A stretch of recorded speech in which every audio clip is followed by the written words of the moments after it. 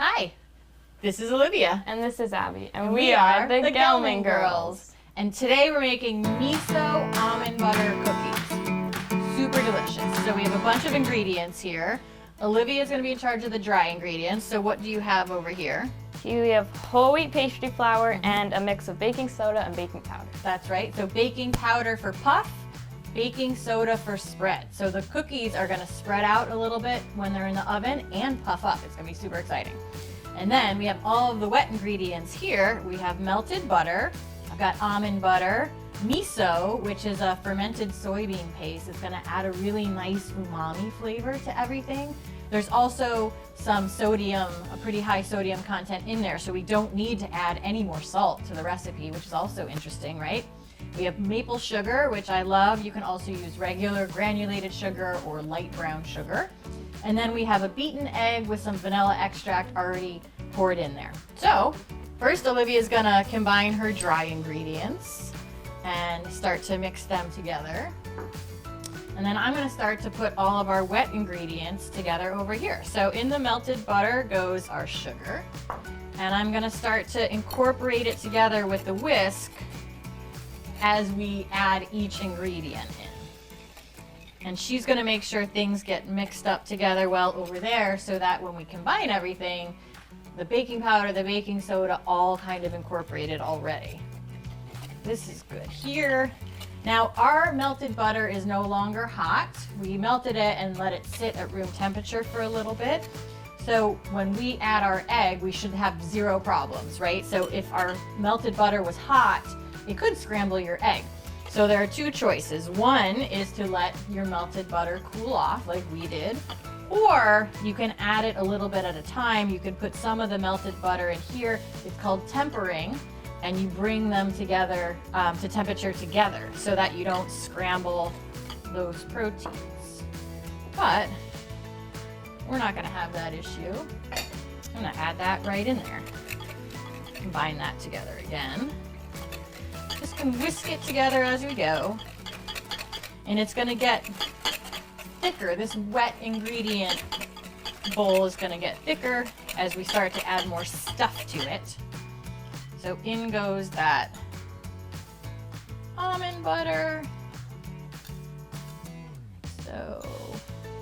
And we used a freshly ground almond butter. And so the only thing in there is almonds. So it's a little separated. The almond oil splits up sometimes a little bit from the actual pureed almonds. So we need to give it a little bit extra elbow grease.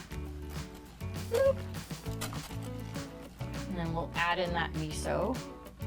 Have to really kind of whisk this all together. We want it to make sure that everything's incorporated nicely. And it's pretty thick, if you can see. It kind of looks like caramel, if you've ever made caramel. All right, what do you think? Does that look okay? Yeah? All right, so I'm gonna get rid of this whisk, and Olivia is gonna pour the dry ingredients into the wet and then mix them all together.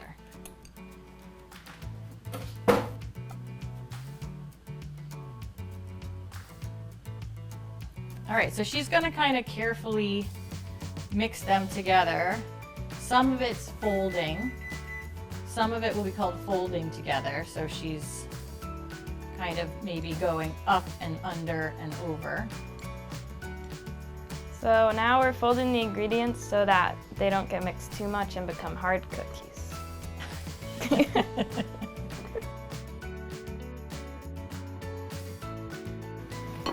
Okay, so we're gonna put this over on the side here. We can keep this. Grab that baking sheet. So we preheated the oven to 350 degrees Fahrenheit. We have a sheet pan that we put parchment paper on. And now, give me your hand. We're gonna put everything into probably about 2 tablespoons of dough. And we're just gonna make everything into a ball. And it should make about 12 cookies. So 2 tablespoons of dough is a little little bit bigger than a golf ball. Probably, I don't know, what size is that? What does that look like? A little bit less than a tennis ball. A little bit less than a tennis ball. There you go. A little bit less than a tennis ball. And then when we're done, we'll make cross hatch marks in them with a fork, which is the universal sign for peanut butter cookies, but we're making our special almond butter miso cookies. For you parents at home, get them in the kitchen early, and they'll always want to be part of the kitchen and cooking, and really, you know, she's 13 now and she can make dinner for us. It's amazing.